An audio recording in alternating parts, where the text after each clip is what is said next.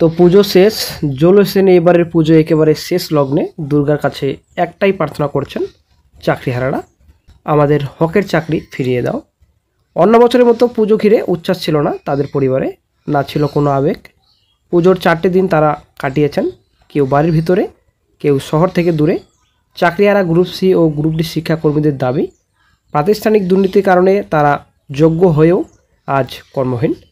গত এপ্রিল মাস থেকে তাদের বেতন নেই, রোজগারহীন, জীবন চালানোই কঠিন হয়ে উঠছে।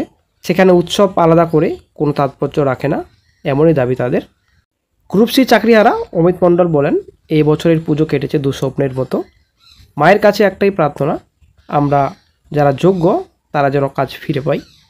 অমিতের অভিযোগ, মুখ্যমন্ত্রী যে ভাতা চালু করেছিলেন তা যোগ্য অযোগ্য নির্বিচারে, ন্যায্য কারণে আদালত তা বন্ধ করে দিয়েছে। বিপদে পড়েছেন যোগ্য চাকরিহারারা।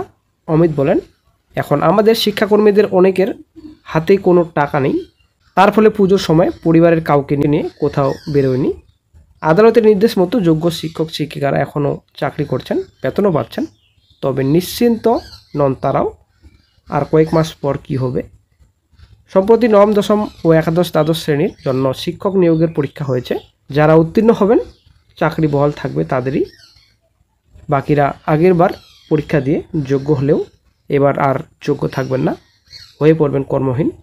তাই উৎসবের কাছে স্নান।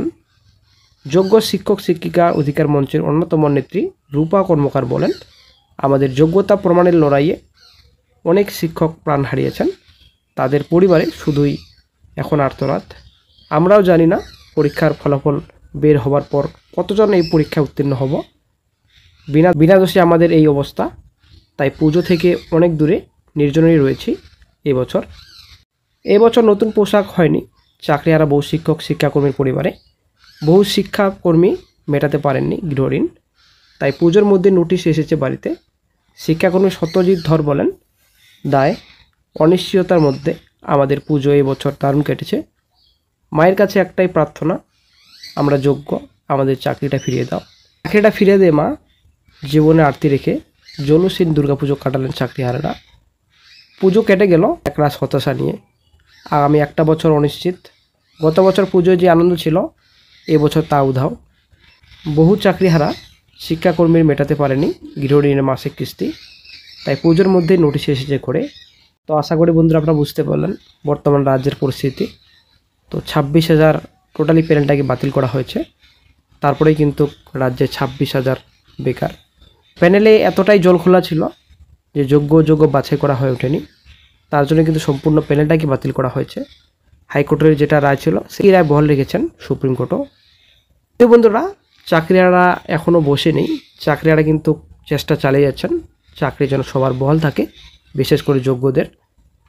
রিভিউ পিটিশন দায়ের করেছিলেন 170+, এমএও দায়ের করেছিলেন অনেক, এমএ এবং এসএলপি ছিল, সম্পূর্ণ কিন্তু খারিজ করা হয়েছে। আশা করি আপনারা জানেন 170+ রিভিউ পিটিশন খারিজ করা হয়েছে। এমএ করা হয়েছিল, চেয়ে করা হয়েছে, এসএলপি করা হয়েছিল, এসএলপিও খারিজ করা হয়েছে। এখন বর্তমানে কিউরিটি পিটিশনের জন্য প্রস্তুতি নিচ্ছেন চাকরিহারারা। এখনও কিন্তু চুপচাপ বসেনি চাকরিহারারা। আশা করি পুজোর ছুটি শেষ হলেই কিউরিটি পিটিশন দায়ের করতে চলেছেন চাকরিহারারা। তো একটা গুরুত্বপূর্ণ আপডেট হয়তো শিগগিরই পাওয়া যাবে। কিউরিটি পিটিশনে সবার চাকরি বহাল থাকবে নাকি থাকবে না, নাকি সেম একই রায় বহাল থাকবে, কি হবে ফিউচারে সেটা হচ্ছে ব্যাপার, নাকি রিভিউ পিটিশনের মতো কিউরিটি পিটিশনও ডিসমিস করা হবে, খারিজ করা হবে।